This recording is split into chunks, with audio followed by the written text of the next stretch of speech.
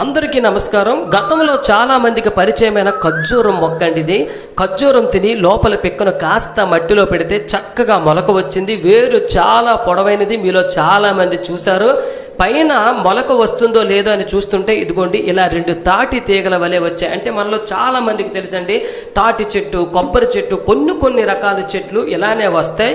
ఏపుగా 100 అడుగులు ఎత్తుకు ఎదిగిపోతుంది ఖర్జూరం మొక్కండి. అయితే ఇంకొంచెం ముందుకు వెళదామన్న ఆలోచనతో ఈ చిన్న మొక్కను మరో పెద్ద కుండీలోనికి మారుస్తున్నాను.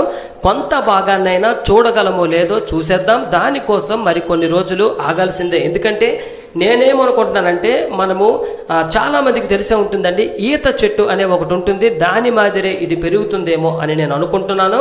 భూమిలో వేసే ముందు మొక్కలో ప్రతి మార్పును గమనిస్తూ మీకు చూపిస్తూ ఉంటాను. అందరికీ నమస్కారం. గతంలో